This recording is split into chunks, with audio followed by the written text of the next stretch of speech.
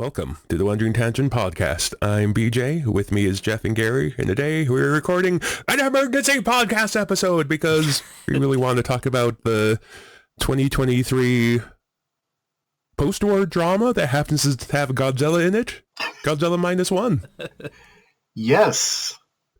Wow, so, we're doing modern movies now. Yeah, so this is, I say emergency podcast because this was to kind of pull the curtain back a little bit. This is recorded about a week earlier than we usually do, not to mention quite a bit later in the day. And also, it's kind of an unscheduled and unplanned because we are still, from what I understand, going forward with our planned podcast next week too. But this would also be interesting because I'm currently suffering from the tail end of COVID. So yay! Yay! Yeah, so you are podcasting under the influence of COVID. I am podcasting under. Well, I'm better than I was. I went and saw the film on Tuesday, and then Wednesday evening I had a fever 101.2. So I went and saw that pretty much the last minute for me. It turns out. Oh. And as noted in our podcast of Giant Monsters All Out Attack, of which I don't know if this is going to come out before or after that. We'll have to find out. Gary had already seen it, and Jeff, I just want to say this straight up. Me and Gary kind of tormented you and going outside to see this movie. So thank you for being a good sport and going to go see this movie. Yeah, I'll accept the word torment. Yeah. I very much want to hear the story of how this happened. So, Jeff, what the heck? You are very adamant about not watching movies in theaters these days. What changed? Why did you finally accept this one? It wasn't so much that I accepted it or that I changed. I just kind of went and did it. You know, I just was like, okay, I've been given the assignment. I must go into the lion's den. I must go into the theater and try to think of it as an academic experience where I'm going to obviously watch Godzilla and review it. And I went for the whole movie experience. We talked about how expensive theaters can be. Yeah. Which from our economic point of view is expensive. But so I went in and I was like, you know what? This probably is going to be my last ever moment walking through these doors and going to this movie. And I went by myself, which is how people watch Godzilla movies. I feel like, I mean, to be fair, I went by one myself, man so. walking into a theater all alone without any love one? And support. Then, because I actually took somebody to this movie. Yeah. Yeah. I mean, yeah, weird one. I mean, I went in the afternoon because I work retail, so my schedule's different. So when I went, I was not the only person there by myself. There was a couple of groups of 2 to 3 dudes, and one woman was there by herself. So it wasn't like a totally full theater, and I went, but it was like noon on Tuesday. But anyway, we should probably get this out of the way because seeing as this is a very recent movie, as of this recording, it has only been now in theaters for about 2 weeks. We are actually going to abide by having a spoilery part and a non-spoilery part. So, Jeff, since you were the unwilling participant in this, let's hear your opinion first. What is your thoughts on this movie? So I have seen several Godzilla films, and they're usually popcorn movies. This one was special. It's special among the Godzilla films that are out there. There were things in it that were heartwarming. There was usually the subplot is just kind of there, and you were like, yeah, that's fun. Oh, let's get to the scene where Godzilla shows up, the main event. And this one, it was good all the way through.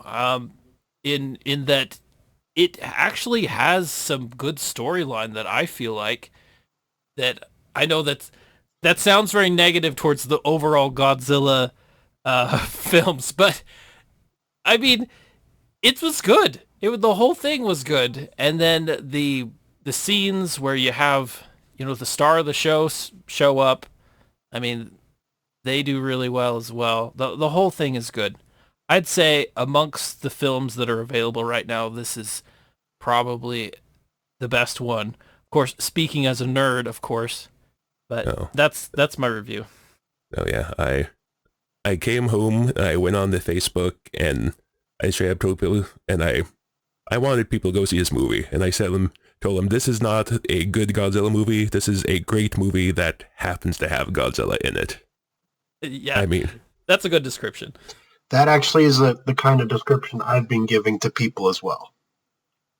It actually I even wrote this on my Facebook post. It actually made me kind of sad to think that some people are going to avoid this movie because they're going to think, oh, it's just a Godzilla movie. It's just going to be a popcorn flick. And they're going to miss maybe one of the most human stories I've seen in the past few years. And that's including all the movies that we've watched in the past year, almost 30 something. So obviously I really liked it. Gary? So I took my son to see this just as a way to get us out of the house, but this was not a blind trip. I'd heard other people do movie reviews of it, and I was walking into this with kind of open eyes. On the other hand, I was also I was rating certain movie reviewers based on my experience, right? Mm-hmm. And now I've learned to trust certain movie reviewers because they gave nothing but praise for this movie. And I walked into this movie and had a very wonderful experience. I even took my son. He's at time of recording, he is 7. Not the easiest thing to do, given that it is subtitled and not dubbed. And also there was a certain amount of translation or let's just say modification for things that he might not necessarily understand as a 7-year-old. Yeah, it is a movie that does not shy away from very heavy concepts. And a lot of those heavy concepts, when I was reading them on the subtitle and then telling them to my son, were kind of changed, let's say.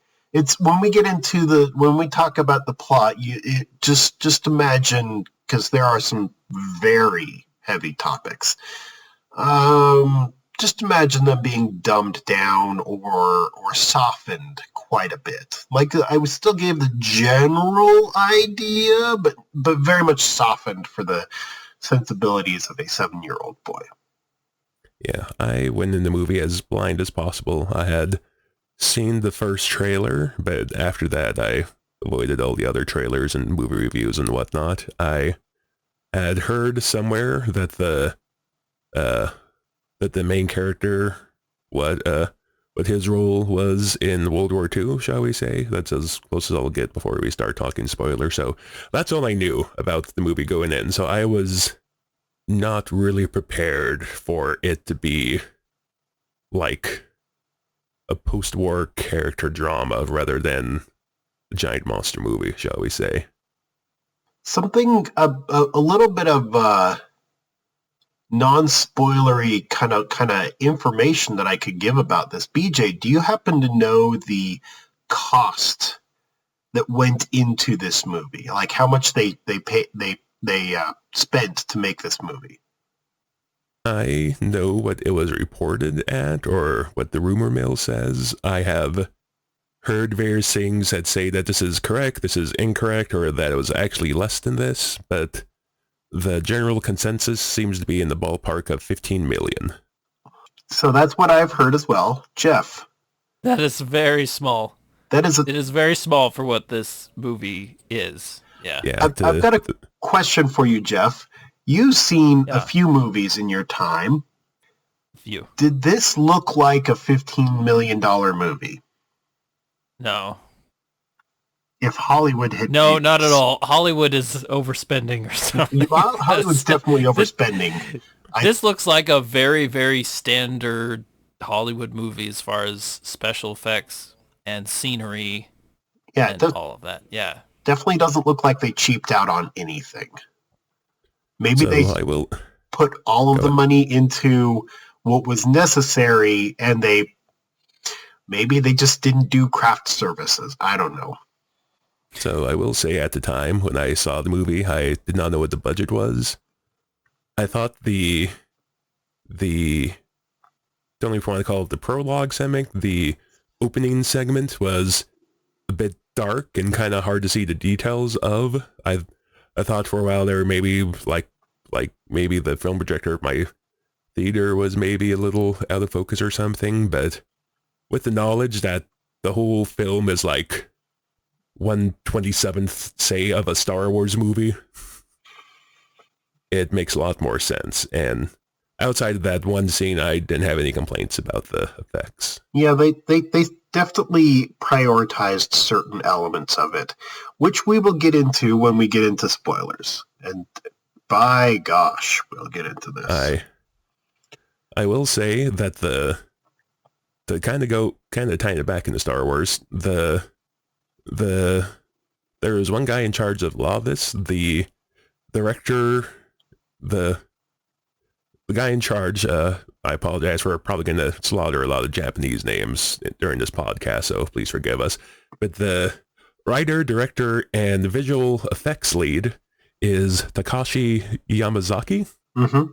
So considering the fact he was all three of these, I wonder if it's a case of passion being able to overcome budget. Well, if you look at...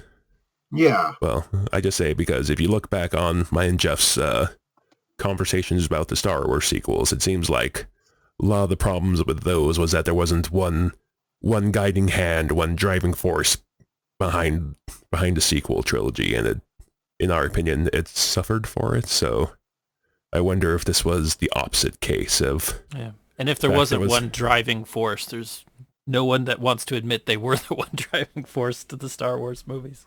Though actually, it's funny you say Star Wars, because if you look back at the budgets for, say, I don't know, the original Star Wars trilogy, that was probably not a lot of money, and there was a lot of passion there, which is something that, you know, it's like you say, if you have someone who's passionate and is a driving force, then they're going to make something that everybody enjoys seeing, right? Mm-hmm. Yeah, I do think the underdog often comes out on top when it comes to entertainment. It's like that because people, they make lots of great movies. It's hard to keep up making great movies over and over again. It's a difficult thing to do. Yeah.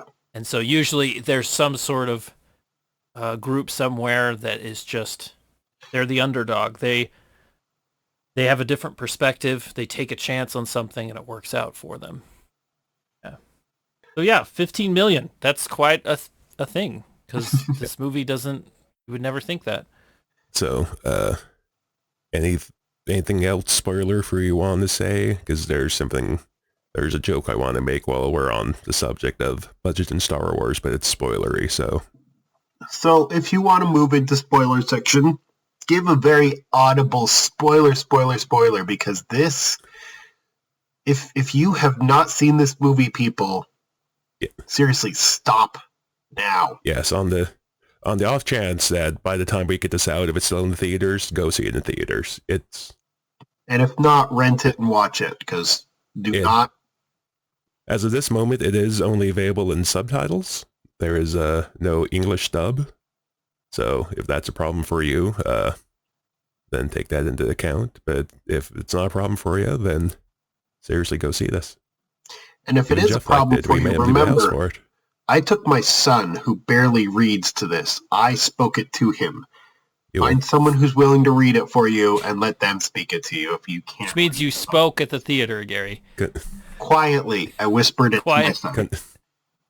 Call Gary. He will do a running commentary for you. Yeah, he'll come along to the theater with you, and he'll just read everything for you. He'll be here. At a small nominal fee, you can hire Gary to go to the theater with you, and he will explain the subtitles to you. Yes, I will. As age appropriate. He'll even be age appropriate. Yeah. Yes, I'll explain them to you age appropriate. Yes. Okay, so anything else you want to say in the non-spoilers, or shall we dive into it? Let's dive. Well, Okay. Jeff. Oh yeah, we are diving. Okay, so the high spoilers, spoilers. By the way, we're talking about spoilers now. So, this movie cost 1/27th of Rise of Skywalker, and it still had a better ragtag Navy shows up to save the day scene. Oh yeah, one that hits more. So this one did not have John Williams doing a score. A score, right? Was Yeah. it just me, or did they flip the script on that classic Godzilla march? No, they used the original Godzilla theme, but they added a lot to it. But when it keyed up, it wasn't for Godzilla. It was for this group. Yep. This group finally taking, they're taking they're taking Japan back from Godzilla, and it hit hard.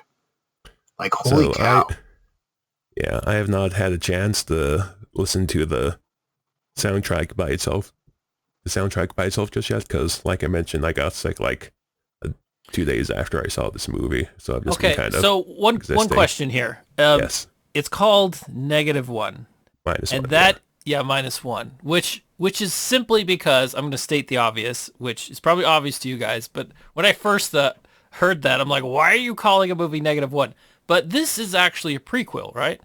-1. No. So this is a standalone. They don't really explain it in the movie, but in the very first trailer, they kind of explain why it's called -1. It's because it takes place literally maybe a year after the end of World War II. So Japanese society has been brought down to base level. Japan society is at 0. So when Godzilla appears, that brings them down to -1. Okay.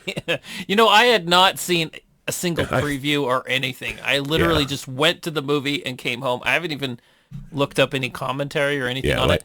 But I assumed that it was actually connected to the Godzilla storyline, which would be kind of nice because a few years later you would have...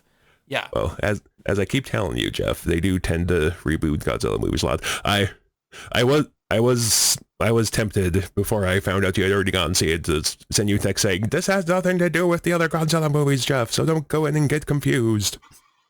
It's better if I just go and get confused. It's better that way. So. But yeah, taking it back a little bit further in history shows us a piece of Japan that hasn't really been shown in movies. At least not to Western audiences. Not to Western audiences. There's not very many. So it's the part just after the war, and you can see the destruction and the turmoil, and you get to see people trying to make sense of how their world has been crushed and shattered. And there's even a lady who is blaming the military and blaming the kamikaze pilots. You were supposed to save us, as if there was any chance that he could have saved them, there wasn't. But in their mind, they were still living under this idea that they were invincible. And all that has come shattering down. It's great. Yeah. Yeah. So to add context for people who have not seen the movie that are listening, the main character, Koichi Shima. He was how do you even phrase this? A failed kamikaze pilot. He's in some ways you might call him a succeeded one because he came back home. But he failed in his mission. Well, instead of going on his mission, he claimed his plane was malfunctioning, so he landed on a repair island rather than going through with it. So, and I want to point something out. He is actually probably a very excellent pilot, right? He took a plane that was fully loaded with ordnance, right? This thing is it's on a hair trigger, and it's meant to explode just like in any slightest impact, right? Mhm. And he landed that plane on a runway that was just as torn up as can be. It's barely, it's not even really a runway. It's like a pothole infested strip of dirt on an island, right? Well, I think the mechanic even mentioned is that it's some of the miracle that they were impressed that he was even able to fly this quote unquote flying bucket of bolts. Yeah. Let alone land it or whatever. But and these things were not really designed, like it wasn't designed to land even, and yet he's landing this airplane on this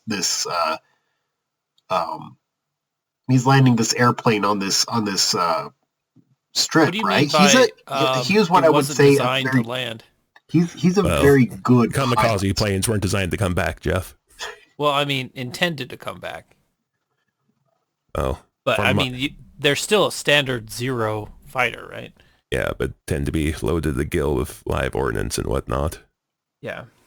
But anyway, to kind of touch on what Jeff said before about how when this pilot goes back home, people kind of blame him for failing his mission and whatnot. This is something I had encountered before, albeit in a different theater, World War II. A couple years back, I read a book called A Higher Call, based on the life of a Luftwaffe pilot who famously guided a shot-up B-17 bomber past German anti-air defenses so it could get home. And in that book, it talks about how after the war, the surviving Luftwaffe pilots were somewhat hated by German society as a whole because they weren't able to stop the bombings and whatnot, despite the fact that at like the end of the war, like literally five Luftwaffe planes would go up to try to challenge like these 100-strong air wings bombing them. So it didn't just happen in Japan. It was yeah, kind of a cross-cultural it's like thing. the propaganda that these people were under. They're still somewhat believing that. It's slowly the house of cards is coming down, and they're beginning to realize that they've been lied to quite a bit, and a lot of things have been exaggerated, including their own powerful abilities of their country to defeat the enemy.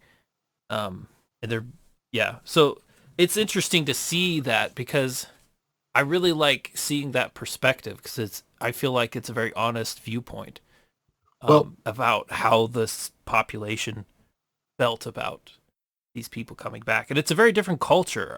In Japan, in that time, people were expected to sacrifice. It was just a different system of beliefs that they had. Gary? So, and it's right, Jeff. There was it talks about it in the movie. It touches on the fact that the propaganda is always trying to cover up the problems, right? And it wouldn't talk about any bad things happening. It would only talk about the good, and that would create a false sense of security for the people. I remember, this isn't in the movie, but this is one of the things that the U.S. did to kind of shatter that, was they published, when the peace treaty was signed, they published a picture of the emperor standing next to the American admiral, I think MacArthur? Yeah, MacArthur. They published a picture of him, which had never been done in Japanese society. This was like absolutely, for like the fact that they forced a picture of their emperor to be published in Japanese newspapers, just his picture, right, was just this thing that had never happened before, to show that he was mortal, that he was normal, and in fact he was defeated, right? So the pilot is coming back to that kind of world, and he's finding bad things happening. And he's kind of stuck between some very difficult to process feelings, because on the one hand, he actually feels like he failed in his mission. But then he also feels the tragedy of how much loss there is, and that he also wanted to live. And he feels like the whole conflict that they were part of, like, what does it all mean? Now we're just in ruins. What was it all for? And I think he's wrestling between the duty that he had as a kamikaze pilot and also the humanity side to him, that he wanted to live and go on and be like all human beings want to be. Well, yeah. That comes, I think it referred to the fact that his parents told him to come back alive, right? And that's an equally strong driving force. The one force is, following his duty as a citizen of the empire, but also respecting of his elders and the love of his parents. He respects his parents and he loves them and he wants to follow what they told him to do, which is come back alive, right? I didn't see any siblings, so I'm guessing he's the only child and he's the only one who can carry on their line, right? Well, yeah. It should be noted for the sake of the plot at this point that it wasn't just he's not only feeling like a failure because he refused to sacrifice himself in that way. In the beginning portion of the movie, the part I said it was kind of hard to see the details and whatnot. So while he's on this little maintenance island, they get attacked by a pre-radiation Godzilla. It's an adorable little Godzilla. Like, the first time you see Godzilla, he comes out of the water. He's there, he's biting, well, it looks like he's biting people in half, but then he just throws them away. It's rather T-Rex Jurassic Park-esque. Yeah, he's about the size of a T-Rex, and he's probably about as dangerous as a T-Rex too, so... Well, maybe a little bit more. Yeah, I would say a little more than that, but yeah, because this Godzilla is shrugging off small arms fire. So the maintenance crew is trying to get this pilot to get in his plane so he can use the cannons on the plane to kill this monster. And he gets in his plane, waits for Godzilla to get in front of the plane, but then he has a panic attack. He freezes. He's not able to pull the trigger. I think he's worried that if it doesn't immediately kill Godzilla, that Godzilla will then turn on him. And, it's not a completely unreasonable fear, but still it's, it's something that will haunt him.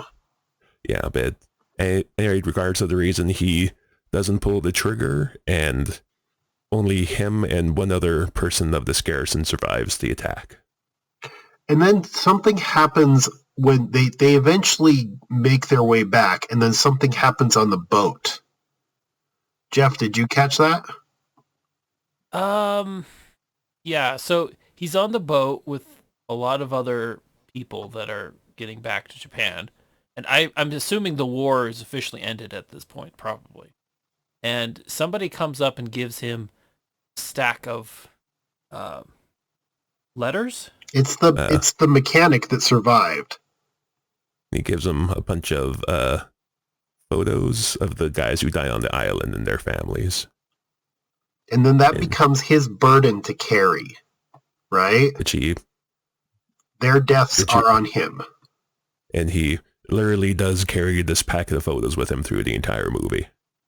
Even though, from my point of view, even if he would have fired from his airplane, that wouldn't have done anything, probably. Well, I think part of it is that, we'll never know, and he'll never know. He'll never know if he could have prevented this whole thing from happening if he had just pulled the trigger. And I think that's part of his struggle.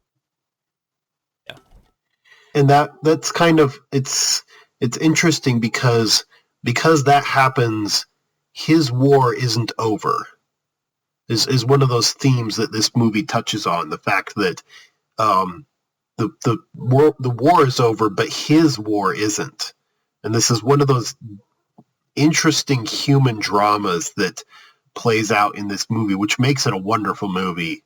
That he's so affected by this, and it's something that speaks to him as a veteran of this war, that he's haunted by it. Not just that, but also haunted by the attack by Godzilla as well. So yeah, and I just wanted to say the lead actor again. I'm gonna mangle all these Japanese names. Ryunosuke Kamiki, the guy who plays Koichi, he killed it. He was so good.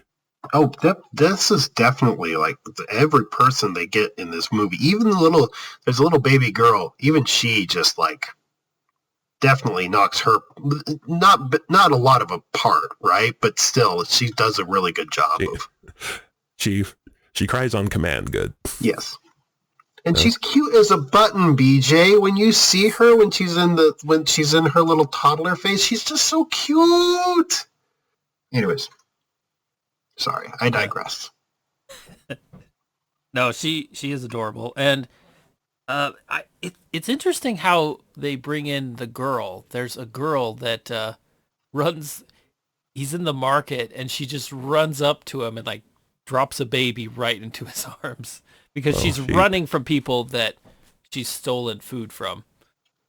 Yeah, she runs away, and she's carrying this bundle, and he kind of gets in her way because he thinks he's stopping the thief, and she's kind of shoves this bundle into his arms and runs off, and he looks out, and it's this little baby girl, and he apparently spends like hours waiting for this lady to come back, and he thinks about just abandoning the baby, but he can't bring himself to do it, so he finally leaves, and once he's like out of this big public square, the girl approaches him to get the baby back, and then it is this weird family dynamic because the baby's not even hers. It was a child of someone else who died in the bombings, the fire bombings of Tokyo, I guess, because they're not in like a place that got the atomic bomb. So they kind of create this weird family dynamic where they're not really related to each other, but they take care of each other. But as what Gary was saying earlier, he, the main character Koichi, sort of refuses to take the final step to become like a real family, despite the fact he clearly cares for these other two people, because he, as he phrases, his war is not over. He can't move past the past, I guess. Yeah, he gets this traditional family like that just is given to him right away, and it's not really a family. He's just basically giving refuge to two people who would normally starve. You say not really a family, but they're a family in all but name. Yes, like in all actuality. It's their three orphans who are thrust together, and if he could just get over his block. At one point, he's talking to his ghosts, the ghosts that still haunt him, and he asks them, "Can I just have a little bit of happiness? Can I just have this one thing?" Because I think it's at one point they finally managed to get everything fixed, and he sees Noriko, I believe her name is. And then Akiko is the baby girl. She's grown up a little bit at that point, and he sees them, and he sees them happy in the kitchen, and he's like, "Can I just have this? Can I just be happy?" But of course, the plot doesn't give it to him, but still. Yeah, he for whatever reason, there's something that just is unresolved, and I think it's one of the fun things about this story is that in the midst of poverty and everything, right when these three people come together into a family, a sort of family, he, in order to support them, he gets a job detonating and taking care of sea mines, which is really kind of fun. It's hazardous work, and that's why it pays well. But he's a cautious person, so he's fairly certain he can get back. You know, he can just turn this into a nice little job that will make him money. Yeah, he's a cautious person. The crew he's with knows what they're doing, and they're a friendly bunch. So he sort of ends up with two families. The there's the girls at home, and then there's the crew on the ship. And so I guess there's about a year between the attack on the island and when Godzilla reappears. And during this year, kind of like we said, he almost gets to the point where he feels like he's allowed to be happy again. Until, of course, Godzilla shows up. Yes, and so it refers to it in the, I think it refers to Castle Bravo, which I don't know if that's quite on the timeline. I'd have to go double check the exact timeline. I do know that they were starting to do nuclear tests in the Pacific at that point, though. So one common complaint I've seen about this movie, even though it's been pretty universally praised, is that not having the U.S. take part in the Hunt of Godzilla is kind of hand wave away by saying, oh, well, they're afraid that the Soviet Union will see any kind of military buildup as a sign of aggression or whatever. Do you guys think that's a valid complaint? No. I mean, not really. Well, I mean, it probably, I don't know. It could be that the United States just doesn't want to get involved because at the time, and correct me if I'm wrong, I'm not super familiar with history at this point, but Japan was technically occupied territory, right? Right. Occupied by the U.S., and Russia would very much appreciate taking that land. But I think there's a little bit more meat to this excuse than absolutely nothing, right? Because who's going to believe that there's a giant monster, right? Well, who's going to believe that? They had evidence. They had evidence that there was a monster. But it's just would the Russians believe that? Remember, this is Cold War paranoia here, right? It's just post-World War II, There's still Stalin. Yes. And Stalin is still a thing at this point. So honestly, I don't buy the whole plot point of writing Americans out of the story. But at the same time, I think the movie is better that way because this movie really needs to be about Japan. This very destroyed, as we were saying, the culture was down to zero. These people who have to scrounge and get their lives back together now have to deal with this new threat. And it's all about people who are feeling the disgrace of defeat now come together in a common cause to save their homeland. So it's almost like it's a redemption story for all of the people in the story.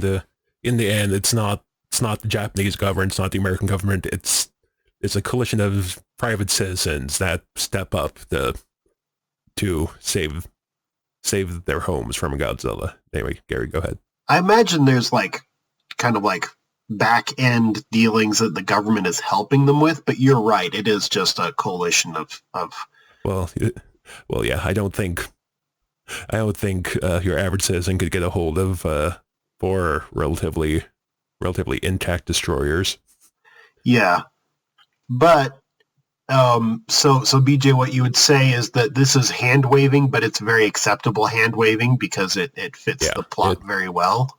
It fits the plot. I mean, I guess it also I can also see it makes sense. We already talked about budget for budget reasons. You don't have to use a lot of your budget to make airplanes or more warships or whatever, right? Yeah, you just have to make 4 warships. Well, 5 because of we'll talk about the I think it's a cruiser.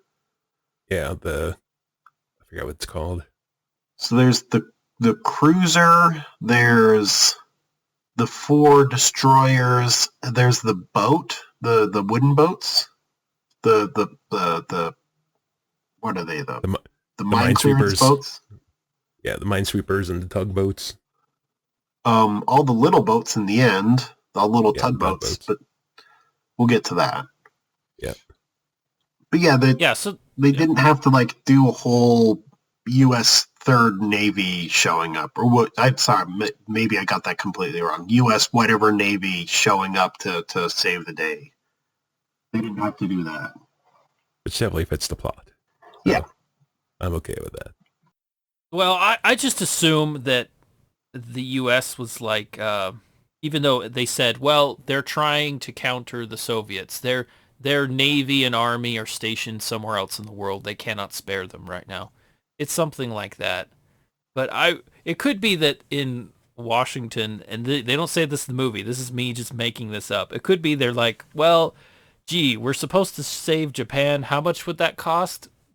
And they'd be like, Well, you know what, they'll probably, this Godzilla, we can't even stop it anyway. Just let him rampage for a while and then it'll go back in the ocean.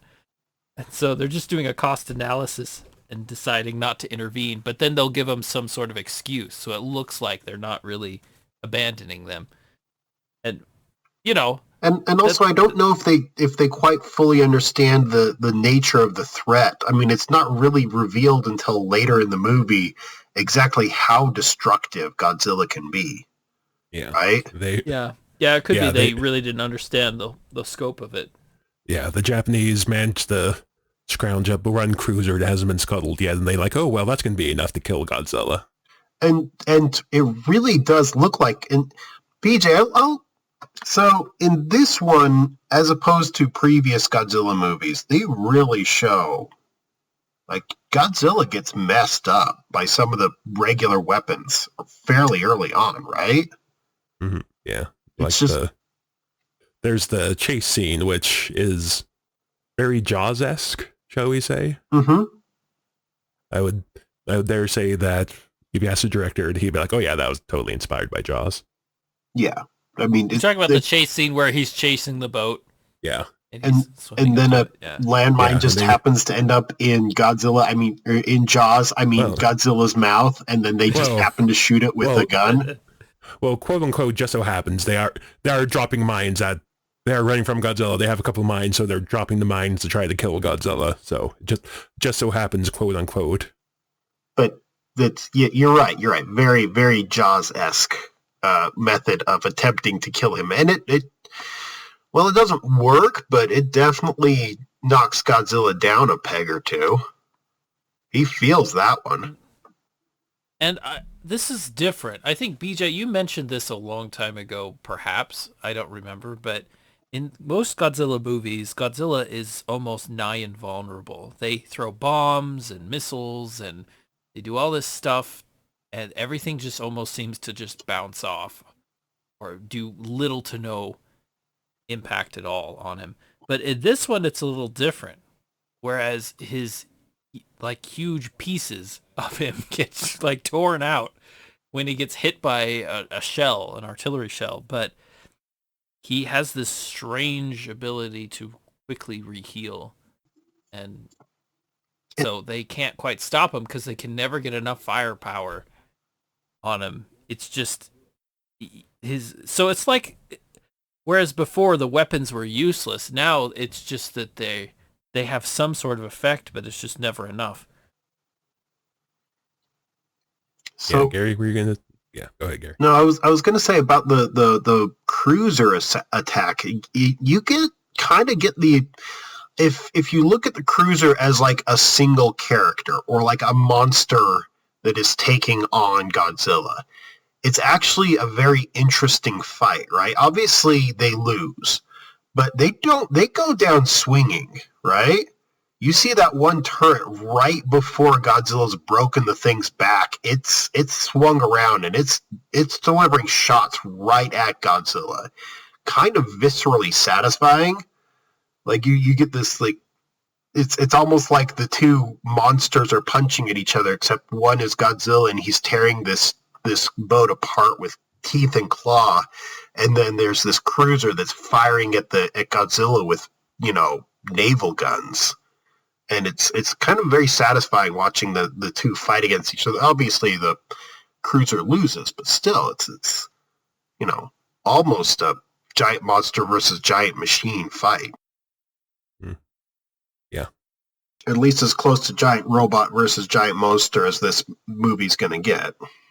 And the atomic breath that Godzilla has is very different, and Yeah. it's almost a little more fun, I think, than his other atomic breaths. So, I don't know if fun's the right term, but I think I so see what you mean.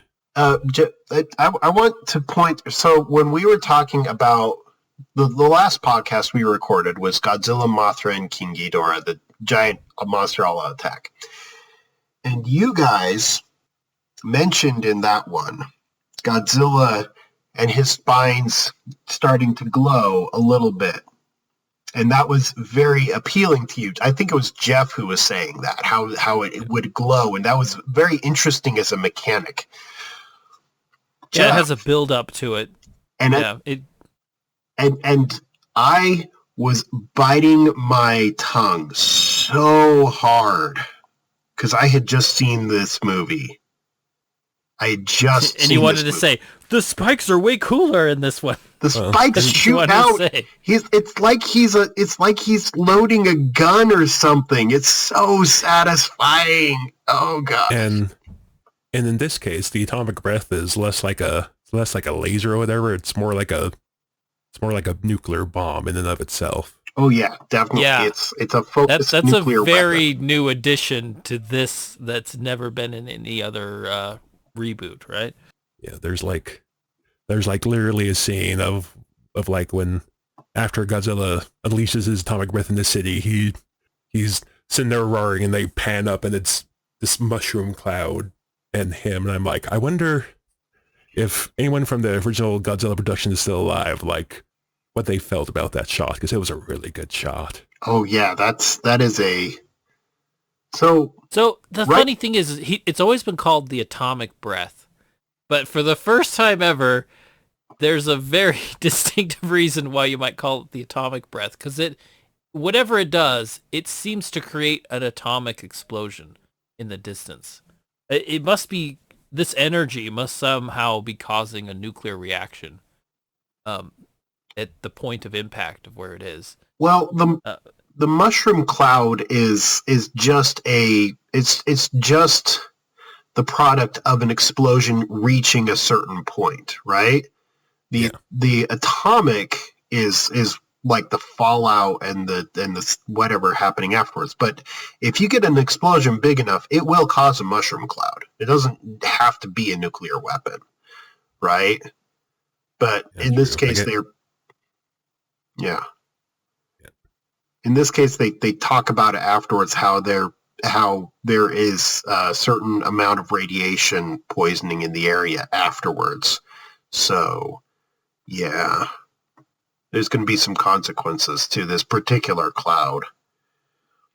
But Jeff, It makes you wonder, like, if the atomic explosion is happening using the material of where it impacts the ground, or if there's something like transferred through the beam that then has the splits atoms of some kind. I think that's a little too deep a science for COVID, BJ. Okay. Go ahead, Gary. Go ahead. but no, I was going to say right before. So we're talking about with the atomic breath, right? When he hits us, the first time we see it, he's destroying a boat, right? But the second time we see it, he's actually in a city. I think it's Ginza. Ginza? I think. Is Ginza its own city or is it a district of Tokyo? Probably a district of Tokyo. But so it's important to the plot because Noriko had earlier mentioned that she had found a job, right? She wanted to, be I think she was kind of like blackmailing what's his name? I'll call him Pilot Dude because I can't remember. Koichi. Koichi. Koichi? Koichi. Koichi. Well, so Koichi. I'm cheating. I have the IMDb page, so I'm able to look at all the names. I think she's like trying to blackmail Koichi into finally acknowledging something about their relationship. So she's saying that she wants he to. won't put a ring on it, so that's her payback, and she's gonna get a job. So there's a scene before where the guy's at the so he's been working with the mine clearing boat for about a year at this point. So they have this nice little house, and they're pretty happy, and the boat crew's there, and they're eating dinner at their house, and they make some comment, they make a joke, oh, don't kill that Noriko, she's a married woman, ha ha ha, and then it's like, oh wait, they're not married, and then the little girl calls Koichi daddy. He's like, I told you before, I'm not your father, and the boat crew's in there like, dude, really? Yeah. Like, I mean, he's sheltering them, and it seems like their relationship is just people being together, but everybody wants something to be more, but he's not, and so she goes and finds a job in Giza,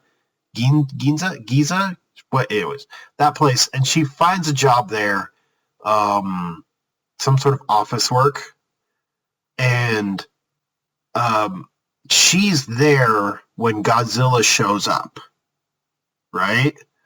mm-hmm. And that prompts Koichi to go race into the city because he needs to get her out of there, right? And then she's there when Godzilla's attacking. In fact, she's right. What is it? There's like some sort of light rail or some sort of The train system that she's on. Commuter transport. Yeah, I think that's a nod to the original Godzilla because Godzilla attacks and bites a train in the original as well. And then she's on this train and she manages to survive, barely, right? And then she's running away along with everybody else from Godzilla, and he finds her. And then something happens, which I think was very pleasing to Jeff. I don't know, because there's some tanks, Jeff. Yeah. I don't know if they're Shermans, though. No, they're not Shermans. They look like Japanese tanks. Yeah. From World War II. And I don't know the exact model name because I'm not that cool. But, yeah, they look like Japanese-built tanks from that time period. And yeah, they line up and do their best against Godzilla. It's always good when the tanks show up to the party, do what they can to defend Tokyo. But it's not enough, and I think that is what prompts Godzilla to actually do the atomic breath, right? Something actually challenging him. Yeah, and as stated before, this is not the Godzilla where things just bounce off. It's like he gets hurt, so he retaliates. So he uses the breath that causes this giant explosion, and Koichi and Noriko because as soon as the tanks open up, like the entire crowd stops because, explosions, whatnot, right? Yeah. So Godzilla shoots off the breath. There's this shockwave coming, and Noriko turns and she shoves Koichi into like an alleyway. But before she can go in, she gets swept away by the shockwave. And that was a gut punch to me.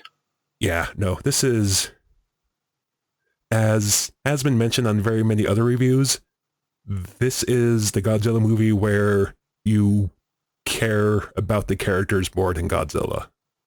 Yeah, seeing, like, you come out of that and you're like, oh gosh, she sacrificed herself for this guy, and you're like, oh.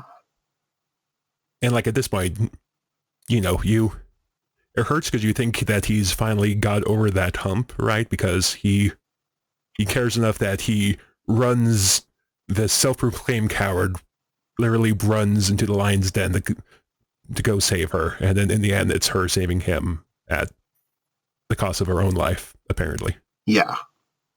Well, and the payoff for that is something that has been building up, because they were together in poverty, and so the audience had time to get to know these characters, to get to know how they struggled through so much, and they supported each other, and they had this relationship. So all of that builds up to the point where she saves him and then is gone. She's lost, presumed dead, and there's people dying all over the screen in different places, but the audience feels for her because the audience knows her.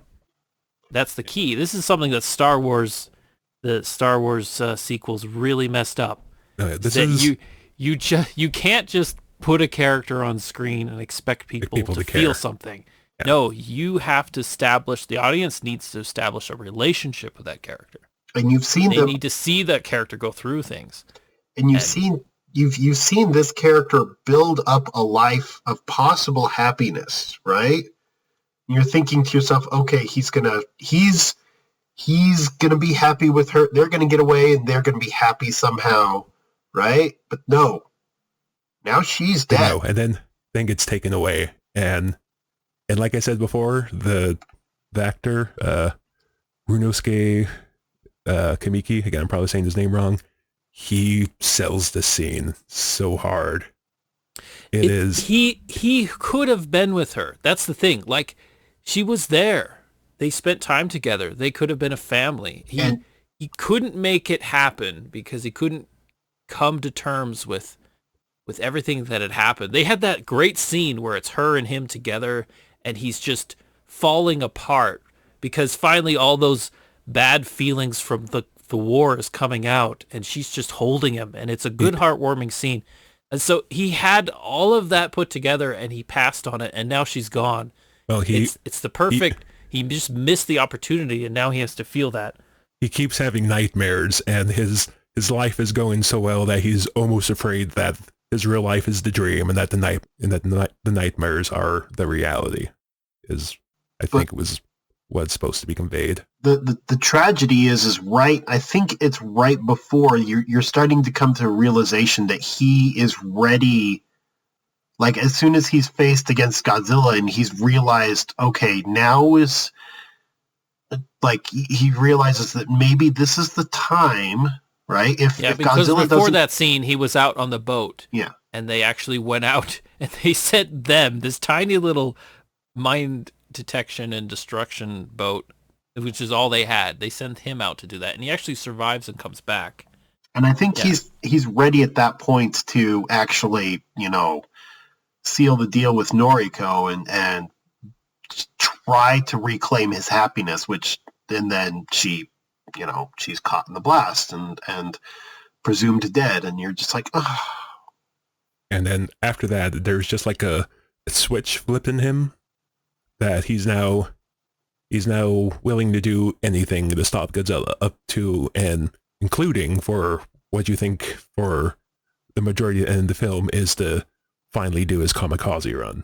And he's pushing that because he says, as they're developing a plan, he says that they need something else, and he pushes to get a plane because he knows he's a good pilot, right?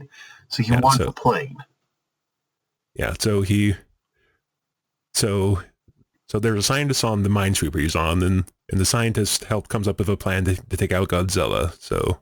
And Koichi's the pilot, so he's like, hey, give me a plane, I'll use the plane to draw Godzilla out to the target zone so we can use your plan against him. But so he makes him go find this last mechanic that survived the first Godzilla attack to come fix this plane, because he knows that, or he believes that this mechanic will, this might be the only person he knows who will convert this plane, or not just fix this plane up, but to convert it into a kamikaze for him. Yeah, I don't know if I fully understood that plot point of why it had to be him. And a lot of the other characters are questioning him. They're like, why do you need this particular mechanic? Can't we go find somebody else? Because it was part of Koichi's war. Yeah, it's part of his war. He doesn't just need a person, and it's not just that this guy would do it, because I'm pretty sure they could have found a mechanic to do all of these things, but it had to be this guy, because he didn't just have to prove to himself, but he had to prove to even this person he had failed that he was willing to sacrifice himself for this, right? Yeah, so to lure him to because he can't just ask him, because he'll probably just say no. So he comes up with this scheme to get him to chase him down and attack him. Well, he can't find him. They go through a few scenes where he goes to some sort of government building where they're trying to look up his last address or whatever, and they can't find him. So instead he writes a bunch of letters saying that the attack on the island was this character whose name is Tachibana, that the attack on the island was his fault in order to draw him out. Yeah.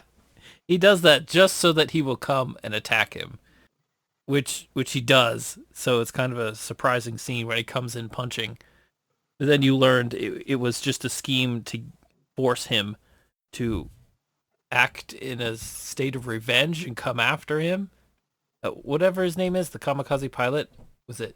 Koichi is the kamikaze pilot. That's right, Koichi. So he comes in and attacks Koichi. But then we finally got something that comes full circle, though, because these were the two people that survived Otto Island, the first Godzilla attack, and now they're back again. They're both scarred from the experience, but now this is their moment to counter back and to do something about Godzilla. It's their both redemptive moment that they get to have together as they plan this mission to stop Godzilla. And I will say it's very satisfying. It's a nice little plane that they get. It's a push prop. I think that's the term. Yeah, I don't know if it actually existed, but a shinden is what they call it, I think. Mm-hmm. And it's a push prop plane, and I imagine it has a very really top of the line engine, and then some heavy cannons, and then I think they take out one of the guns and then mount a bomb in the nose or something along those lines. Yeah. They say that they take out one of the fuel containers and one of the cannons to add in more explosives so that Kunichi can. Because at this point, Kunichi had seen Godzilla pretty wounded because in the Jaws scene, we'll call it, they had dropped the mine had gone to Godzilla's mouth, and they detonated it, and it had caused some pretty good damage. So as sort of the fail-safe, if the big plan failed, then Kunichi was gonna kamikaze into Godzilla's mouth because he believed that could induce enough damage to kill it outright. So maybe I won't ask BJ because you've got the brain of the mushy brain right now, as he's put it. Well, I'm going to talk to Jeff about the big plan. See what Jeff thinks about this. So what do you think? Crushing sea depths, and then I think it's called the bends, mega bends. Yep. I laughed a little bit when they said the plan. I mean, I'm glad that in that meeting where they all get together to explain the great plan of how they're going to take out Godzilla, even though they really don't have any guns. Like, they have ships with no guns on them. They've been stripped of weaponry as part of the peace agreement after the war. And so they have this plan to take out Godzilla. And I like that they had counterpoints to it, because their plan is to not use weapons, but instead to force Godzilla through some very rapid descent and then a very rapid ascent through the ocean. And what we know about the ocean is that the depth in the ocean is a really big factor. When you go down deep, the weight is enormous. And so, but they comment, some guy raises his hand and is like, the Godzilla is in the ocean. He probably survives at great depths as far as we know. How could this really work? I mean, do we really know enough? And yeah, it does leave a lot of questions, like whether or not that pressure change would affect him or not. But it would affect, I think, most creatures. It's not supposed to be a foolproof plan, because this is something they've had to figure out on the seat of their pants with the equipment they have at hand.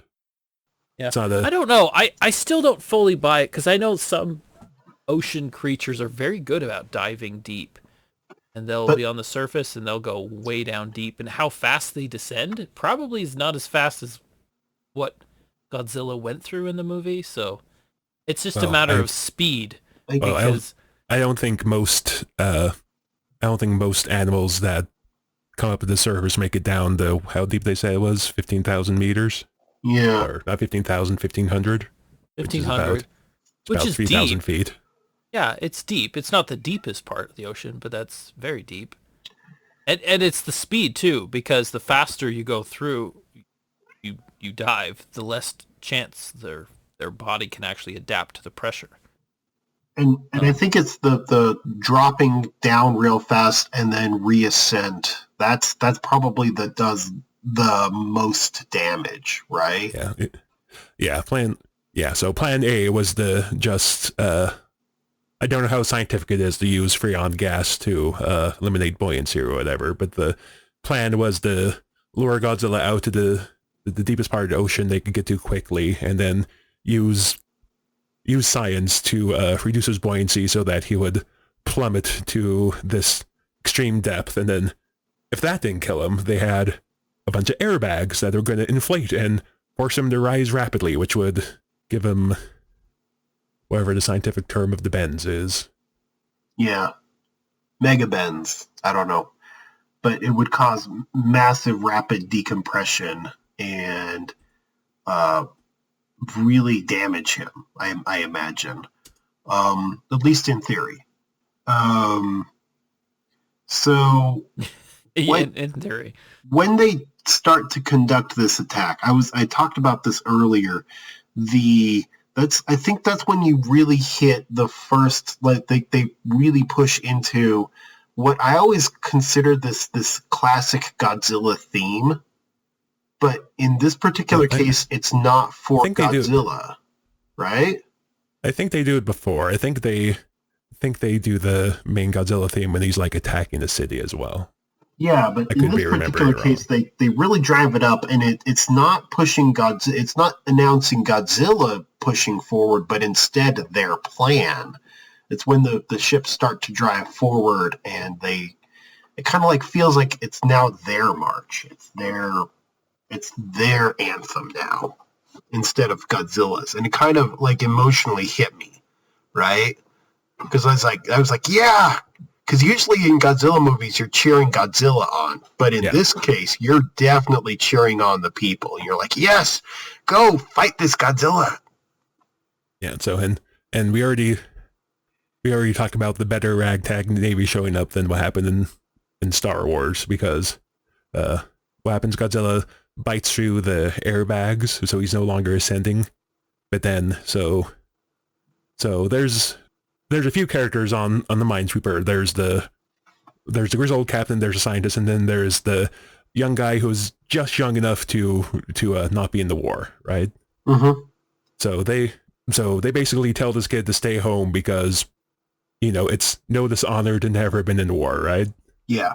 But then he shows up to save the day with a bunch of tugboats, and they use the tugboats they tied the tugboats to the destroyers to pull Godzilla up, which sounds really dumb, but it's such a good scene.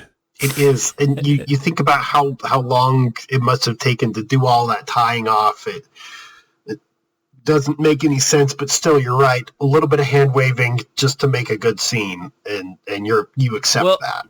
They could have written the scene as they show up, shoot Godzilla a whole lot, and then somehow he dies, and then the kamikaze plane comes in and finishes them off. They could have done something as simple as that, but you want to fight Godzilla with something interesting.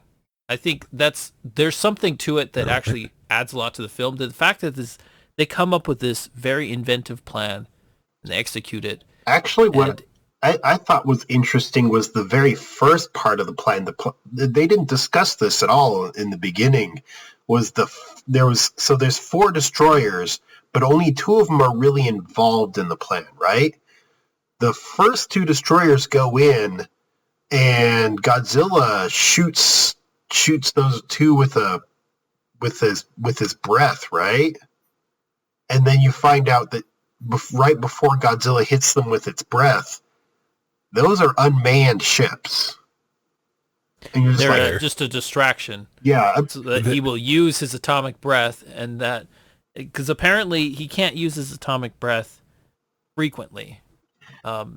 It takes time for him to be able to recharge it's a plot device, but it's a good plot device. Now, the thing I said to that was and BJ and Jeff, I hope you guys get this reference, was clever girl. That's what I had to say. From Jurassic Park. Yeah, I was clever like, girl. One clever was distracting girl. him. And like, yeah, clever girl. Like Godzilla would be saying clever girl to these guys because, they baited him. They baited him so hard, and he fell for it hook, line, and sinker. And it's just like, oh yeah, that's satisfying. And then they get Godzilla. No, BJ. So they go through this plan, and so Godzilla's still alive after they drop him, so they pull him back up, and they use the tugboats to help pull him back up, and he's still alive, he's still kicking. And so he starts to charge up the atomic breath, and just the entire soundtrack goes silent, and you're like, oh no. You're actually worried that these characters are going to buy it. But then Koichi comes in, and you're like, oh no, I don't want Koichi to buy it either. And at this point, I thought I was smart and that I had figured it out, because they had mentioned at some point that the Japanese military had made so there were no ejection seats in their planes. And then during part of the scenes where Tachibana is fixing up Koichi's plane, he kind of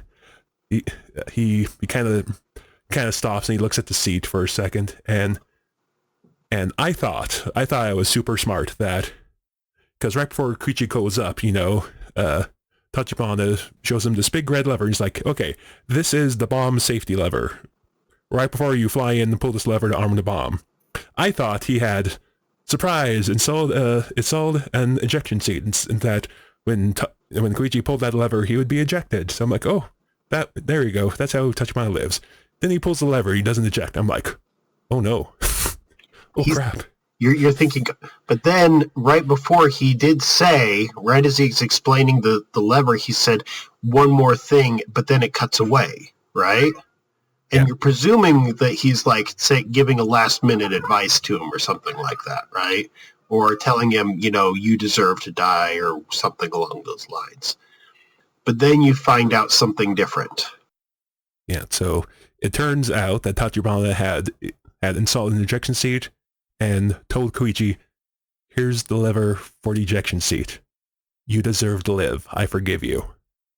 And that just makes it so much better, because instead of being tricked into living, Koichi has to choose to live, which is so much more powerful, I think.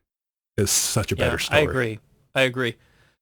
One of the hard things about writing a good story is you want the audience to thoroughly believe that there's a moment in the story where everything is hopeless. You want them to believe that, and it's actually kind of hard, because people have seen so many movies where the good guys come out, where they survive and come out again and everything's fine. And so the audience kind of expects that, yeah, we'll have a good ending somehow.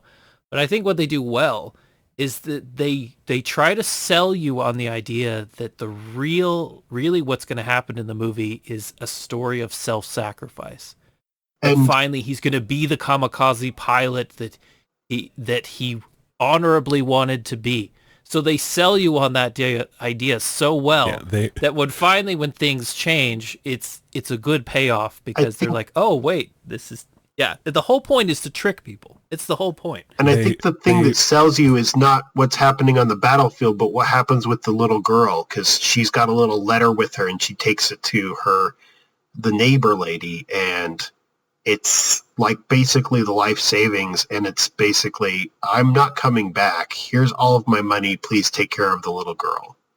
Which he might not have come back. I mean, he didn't know. So I think it fits in the story for him to have such a bleak letter, because he didn't have a good chance of coming back. Even if he was planning to live. They trick you into it's like the last letter that he's planning to give to her. Yeah. They do a very good job of setting up the idea that, either that, he's going to sacrifice himself, not for a futile war plan, but to save his family and friends. But instead, he does save Japan. He does save his family and friends, but he also, I guess, manages to finally forgive himself, and because after Noriko dies, he is almost a shell of a person, right? Mhm. He knows he was on the brink of happiness, but he waited too long, and now it's gone. And now he blames himself because he didn't get involved. He didn't take that next step with her. He didn't take the chance to kill Godzilla way back when. So now he is seemingly very out to sacrifice himself to set things right. But instead, after Tachibana forgives him, he can take the next step and choose to and forgive himself and live. And he lives, and they which is not. That's not a deep thing you go into a Godzilla movie expecting. Because definitely, and the original Godzilla movie was kind of about World War II. It was about the destruction and turmoil of it and of that conflict. And then this movie almost a little bit carries that same theme, because there's so many people that chose to self-sacrifice. But then this one shows a... Yeah, go ahead. I think the original Godzilla was more of an allegory for the atomic bomb. I think in Godzilla Minus One, Godzilla's more of an allegory for just kind of war in general. And I think it's in this one, it's not necessarily talking about the societal, but more it's talking about the cost of the individual human, right? Yeah. The cost of the human cost of each individual person, and how everybody's. I think they kind of go into this plan, pushing their best effort, and because it's not a government plan, it's the people's plan. They're like almost go into with the mentality of, we might die, but we're going to try to make sure that it's not us sacrificing ourselves. It's we're going to get everybody back alive that we can. Well, I think they straight up say that, this is not a kamikaze mission. We're going to make it back alive. It's as much a mission to keep everybody alive as it is to slay Godzilla. So...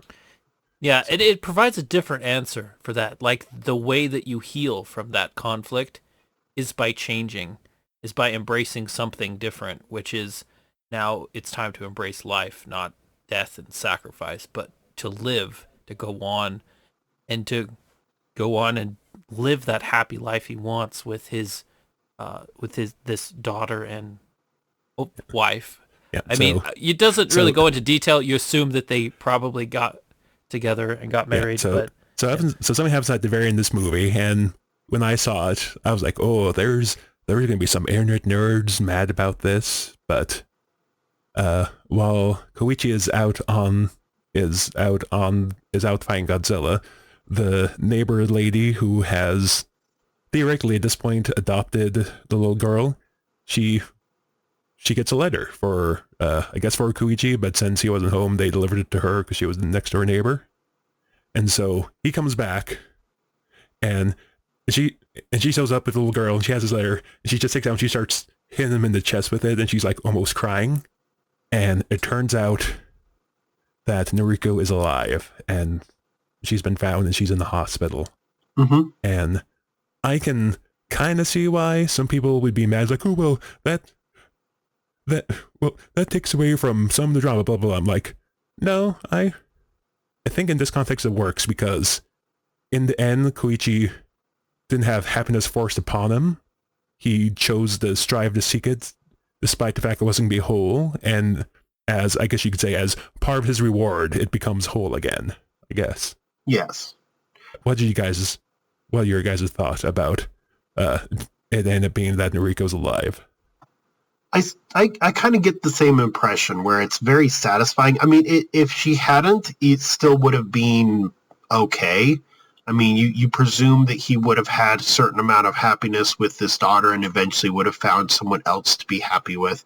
But the fact that it's Noriko, she's survived, and he will find some modicum of happiness with her, presumably going forward, is very satisfying. How she would have survived, because it showed the devastation, like the buildings were just wrecked. Like, he barely survives because he's in an alleyway, and you could just imagine what would have happened to her caught full on in the blast wave. Yeah. How she survives, not a clue, but... Well, she's pretty injured. I mean, she's been missing for quite some time, and I guess she's just barely regained conscious enough to tell people, like, or to communicate, like, where she's from and who her people are or whatnot, so... Yeah, she could have been... There's a lot they don't say. I mean, she could have been in a coma, and plus, in this post-war Japan, like, they're struggling to reorganize things. I mean, there's people missing, and they don't know where they are, which is why they have that Hall of Records where they're trying to recount their population and figure out where people are, and it's not easy. Yeah, so the point is, I think that they sell the audience on the idea that she's gone. They need the audience to really believe that, so they do their best to show that. But then they never completely show evidence that she died either. She's just lost in the rubble, apparently. So if she stayed in the rubble for days and then was eventually pulled out and rescued, but then she also may have been in a coma for a period of time and then slowly recovered, and eventually she, communication's probably difficult. She tried to send a telegram, but it took a while for, there could be things, but I could understand how some people don't like it, because they're like, you showed this death scene and then you just kind of throw her back in the movie, and it feels like a lot wasn't explained. So I could see both sides, but as far as like the overall story of the movie, it's good to take something away and to get the audience to believe it, and then to give it back again is part of the rewarding experience at the end, because it's a surprise, but it shows that when he chose to live, there were many reasons why that turned out to be the right answer. Anyway. I will say one thing. Mm-hmm. Did you guys notice the black spot? Yes. Jeff? I don't know what you're talking about. So no, I didn't Like notice the black. They kind of zoom in at the end. It's like on Yuriko's arm or neck. There's a weird spot that's growing. No, I know nothing about this. So speculation, BJ? I don't know. Maybe this was like radiation sickness or something, or just random weird cliffhanger, because as happens with Godzilla movies, the last scene is, of course, Godzilla's not really dead. Yeah. I mean, he's going to think twice before attacking Japan again, but in this particular case... I don't know if I want a sequel to this. I don't know if they'd be... I don't know if they'd be able to recreate it, So here's what I think about that. So this was done by Toho, right? Yes. They invested $15 million, even though it's minuscule amount for Hollywood. I imagine this was a fairly big investment by Toho into this production, right? $15 million. But on the other hand, we have seen, BJ, I don't know if you've seen the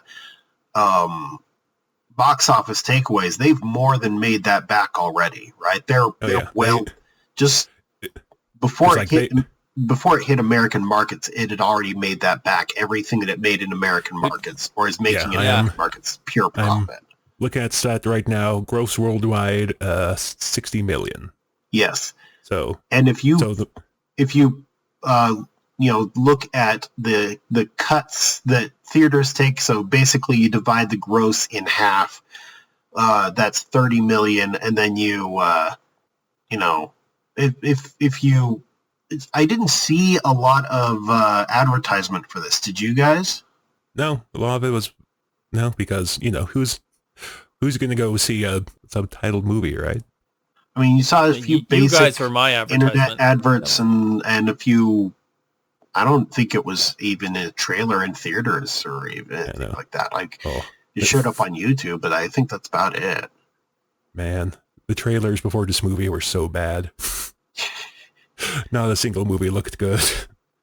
But you don't think the trailer looked good? I never even watched the trailer. No, I'm not talking about trailers for this movie. I'm talking about the trailers in the theater. I was gonna talk about that, but yeah. Just none of them looked good, and and so many Hollywood movies just bombed and didn't make their money back this year, and then this random Godzilla movie comes out and everybody loves it, and it's the highest grossing non-English film in America since 2004, until like 2 weeks later when the newest Studio Ghibli movie came out and did good too. Yeah, that one also blew a lot of other things out of the water as well. From what I understand, so it's weird where one of the best action movies to come out in this year is this foreign film, this Godzilla movie, right? I don't know if you've heard. It's a weird year for movies.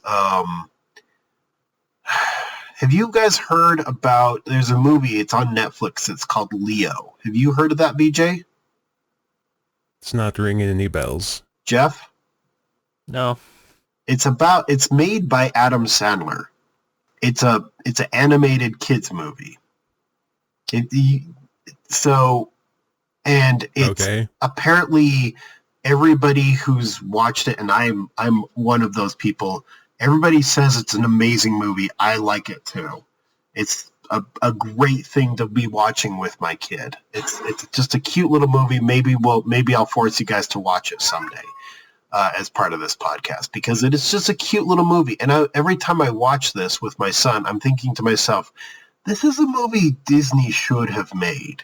And if Disney had made this movie, they would have made hand over fist money. But instead, this is essentially a made for TV movie in that it's made by Adam Sandler for Netflix. Well, I read a review online that gave it a line of, a lot of people were thinking that a lot of the tentpole movies this year failed because people have action movie fatigue, and the success of Godzilla Minus One shows that no, people just have bad movie fatigue. Oh yes, definitely. Word of mouth will travel if a movie is good, and people will go see it. Like even if it's a Godzilla movie with subtitles. Godzilla movie made bank. Leo is still on like the top. It's been out for like months and it's still in top 10 on Netflix. It's weird, right? People have not weird. People just have bad movie fatigue, and if something genuinely good comes out and everybody wants to watch that. It's like weird. Characters want to watch characters with people want flaws and strengths that they can identify with. Huh? Yeah. Who would have thought? People. Jeff, you were gonna. Oh, I mean, your guys' assessment is fine. I was gonna go on a rant as well, but it's true. As far as like the movie theater experience, I think this is part of the problem, and there's many other problems. But I mean, you go to the movie theater, everything's expensive. There's not very many people there, which is different from when I was a kid. There used to be such a crowd, and now there's almost nobody there. And then you go in, you sit down, and then they make you watch ads for like half an hour. That seems like really long. I remember previews being like, here, there was a couple of them, and then it's on to our major feature. It was like 15 minutes just to help with some people that were still trying to find their seats or coming late. Well, in my case, the theater I went to, it wasn't just the trailers, because if trailers are good, I don't mind trailers. It just turns out all the trailers they're showing were bad. But then they had ads for the movie theater when I was already in the movie theater. I'm like, yes, I know. The movie theater experience, blah, blah, blah. I'm in your movie theater to have the experience. Stop telling me how great the stop telling me how great the movie theater experience is and let me experience it. We're crying out loud. I actually think that this is one of the problems with entertainment. The entertainment industry wants people to pay money for a product and then also watch ads so that the company can get even more money from ad revenue. They want a double dip. They want the audience to pay for the right to see an ad and then finally get to their reward, which is the feature that they came to see. And it's a double dipping philosophy that cable was terrible at. The whole thing was an advertising nightmare where you would have to watch ads constantly, it seems like, before you finally got to watch something that you wanted to see. And with theaters, the previews are there, but they're giving you, it is kind of an ad, but at the same time, they're supposed to be entertaining, and they're just a warm-up. The point of those was that people needed a little bit of time to make sure everyone was in their seat and ready to go before the movie runs. Well, I so mean, it's just like a little thing. So if you missed the previews and caught the movie, you would be okay. well, That's what I feel speaking, like. the point of the previews, was make it, here's, Yeah, it does have that advertising point to it as well. They're from a day from pre-YouTube, right?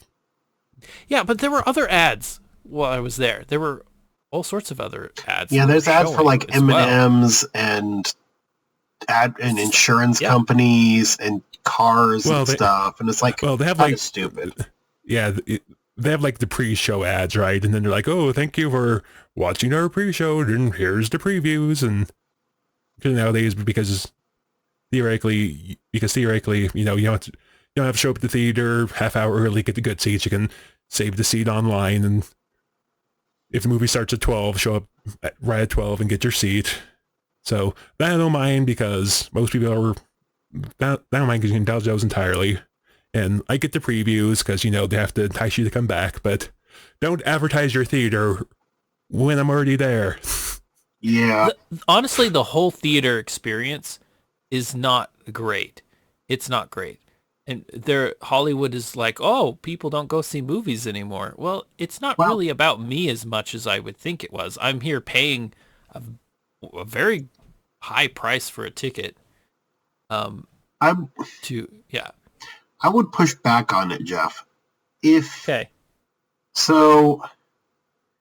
movie's worth it, a movie like Godzilla is worth it, right? Subtitles and all.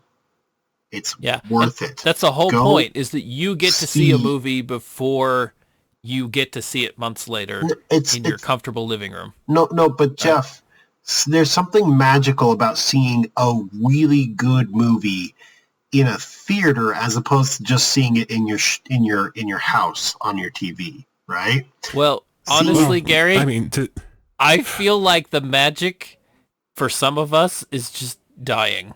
That's the problem.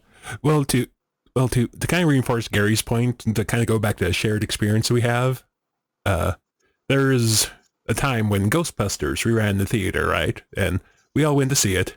How many times had we seen Ghostbusters? And none of us had noticed the maid in the back try and use the squirt bottle to put out the fire. We had never seen that if we'd never seen it on the big screen. You're right. The big screen is a special thing. That's priceless. But I mean, so when we were all kids, we loved the movie theater. We have great memories of it. But that might be one of the reasons why we still go. And maybe there is some kind of better experience for sitting down in the theater, but there's also a lot of things that make it not as fun. I mean, in your own home, you can pause the show, and you've got a busy schedule. Well, you can start and stop it on your own time. Plus, you have your own screen. And another thing is you're not in public. I mean, there's a reason why most people don't want to ride the bus. They ride the bus when they have to. Being in a public room with watching a movie with people sometimes is another thing. I don't know. And some people don't like the crunching sound of popcorn. I don't know. This is all kind of a silly conversation, because I think Gary made a point. If you really love the movie, then you're not going to wait a few months. You're going to go in and get that special theater experience if you love the movie. And I think the real thing, you have theaters going down in popularity, but I think the real problem in Hollywood is just, when it comes down to it, the writing is falling apart. I think Hollywood decided that marketing executives know how to make movies, and so they let them have input. I also feel like the great story writers are not really being selected. They're just kind of picking people arbitrarily. They're not picking people with like great deep educational experience or people that are taught on the classic methods of storytelling. Jeff, guy who wrote Star Wars seems like he just kind of flopped everything on a storyboard. But go ahead. I know my rant is quite big here. It's like just starting to get into Star Wars. We're going to head off of the pass. Okay, but what I will say is you had a point there in that not necessarily educational experience, but just plain old experience, right? You have so this the director of this movie was given a very limited budget and a very limited scope, and he worked as well as he could within those margins, right? So he had a very limited budget of like 15 million, and there's rumors that he said he wished he had 15 million. He probably even spent less, who knows? But regardless, right? Now, I will contrast that with a movie that's came out recently, and I'm going to name names. This movie is The Marvels. The budget for that particular movie was somewhere in the hundreds of millions of dollars, like some untold hundreds of millions of dollars, and like 230, I think. Yeah, so 250.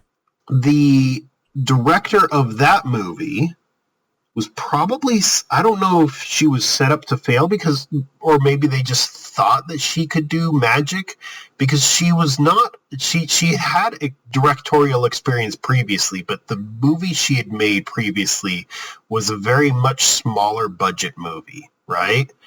And then she's given the head, she's put at the helm of this multi-hundreds of millions of dollars movie in the Marvels, and then it doesn't make back near as much. And I think the scope, they put her, maybe the term is they set her up for failure, even though I don't think they wanted her to fail. But in their minds they maybe did, because she definitely did fail in that they did not make back near as much. Like, they made way more than this Godzilla movie is made, but the bar was so much higher for how much they had to make a profit on it, right? So they made, like, I think they're set to make somewhere like, I don't know, domestic it's going to be less than 100 million. Worldwide, I can't remember how much, but it's definitely not the several hundreds of millions of dollars that they would have to make a profit, right? Looking at IMDb, it had an estimated budget of 220 million, worldwide gross 202. Yes, that is, and you got to remember, theaters take their cut, and then there's advertising. So, and Marvel's was advertised out the wazoo. So they probably, I don't know how much they would have had to do, but they would definitely have to make north. I don't know how much they would have had to make, but they definitely did not hit that mark, right? And so what I'm saying is they said this, where this person was not given anything, and very little was given to him, and very little was expected, and the fact that he pulled a miracle out was amazing. I think that's something that Hollywood has forgotten, right? Maybe they need to remember that, because there's a similar story too. Have you guys heard about, there's a movie, it's called Five Nights at Freddy's? Yeah. Do you know how much that one made? No. It's kind of a similar story where it was only a few, like, $20-30 million for budget or something like that, and yet they're making hundreds of millions of dollars. Now that one admittedly was working off of a known IP, right? Five Nights at Freddy's is it's a known IP in the gaming franchise, and all the kids talk about it all the time. Jeff, I'm sure your kids have talked about this, right? No, I don't know if his wife would let his kids play Five Nights. But it's a known franchise, and then they released it. It's a known horror franchise, and they released it on Halloween, so of course it was going to make money. They just didn't know how much money they were going to make, and yet it made like bank, right? It made huge amounts of money, and so maybe Hollywood just needs to remember that. Maybe give their directors less money and see what happens, right? Maybe that's the moral of the story. I don't know. I don't think it's even like necessarily a money thing. I think it's a passion thing. Yeah. Because obviously, as is shown with this, passion goes a long way as compared to, say, all the Disney stuff that came out this year that didn't do so well. You know, it's being made by a bunch of animators who are being ground to the ground or being ground to dust because of all the stuff they have to do to make all the effects for all these movies. And they can't put passion in it because they don't have time. So they don't have time or energy or passion to do it, and they're told make, and so they make, and then they don't, and then they make the thing, and then the thing is sent to the audience, and the people wonder why didn't the thing make money? But yeah, you're right, soulless and honestly, passionless. I have a kind of a darker reason, but it's that there's a lot of people who have grown up watching movies, and they want to go to Hollywood and have this big career. And so they go and they do it, and they think, oh, movies are like this. I grew up watching movies. I know them all.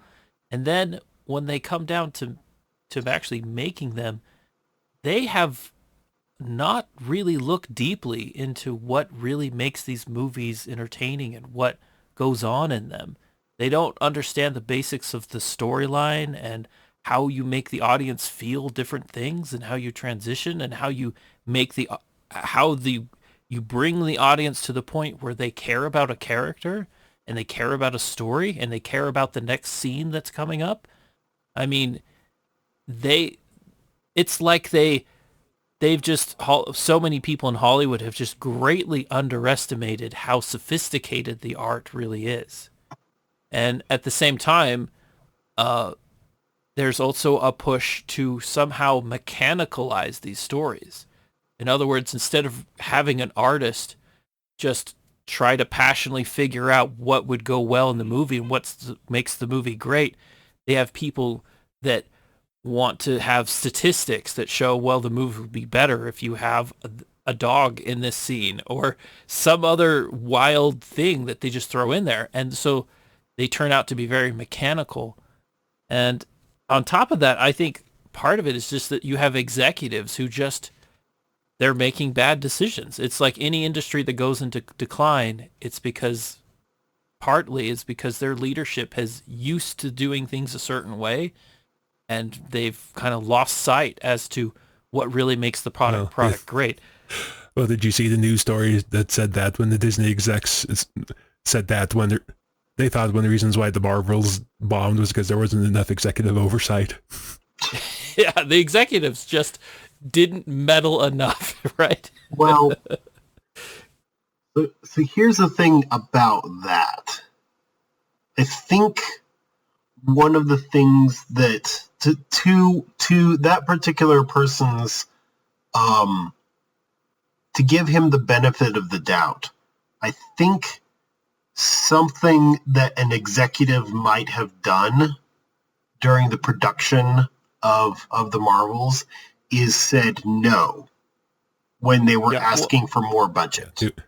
Well, yeah, I think here's the thing, like, an executive's primary job in the entertainment industry, like their big number one thing that's going to make the biggest difference, is who they choose as the talent.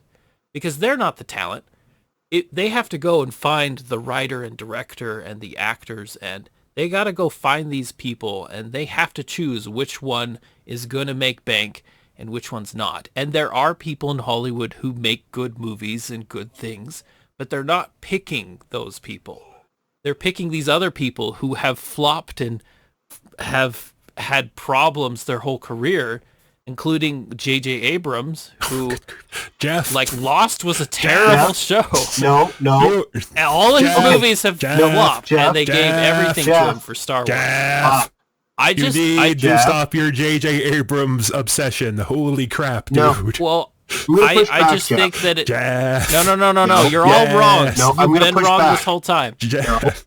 Okay, tell me what I'm wrong about it. Go ahead. So The Marvels was made by a director called Nia DaCosta, and everything I wasn't claiming that. I wasn't making the connection Jeff, with let me Marvel. finish. I know he didn't make Marvel. Yeah. Let me finish. Nia DaCosta, up until this point, had actually everything that she'd ever touched had ended up as a critical and financial success. I think the main problem with Nia DaCosta is she'd never been at the helm of a movie as large as The Marvels. So that's why. Yeah, and that's fine. That's why she had had her. That's why the Marvels ended up as a failure, is because she'd never had as many resources as Disney was willing to throw at this particular project, right? So when things did start to go sideways, she didn't know how to say stop. And I think it's Bob Iger, to Bob Iger's benefit, he'd not had any executives there to tell her to stop.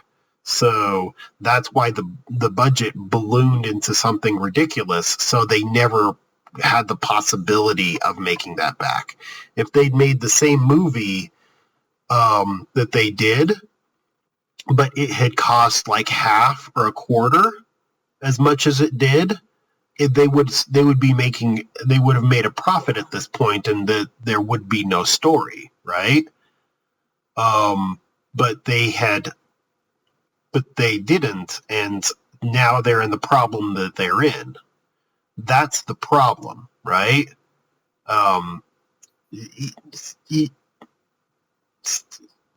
reality, Anyway, making $200 million that's a little separate on a from movie, what I was talking about. But yeah, Jeff, in reality, that's making fine. $200 million on a movie should be counted as a success, but it's not, because they, for some odd reason, thought that they were going to make $1 billion, so they threw insane amounts of resources at it.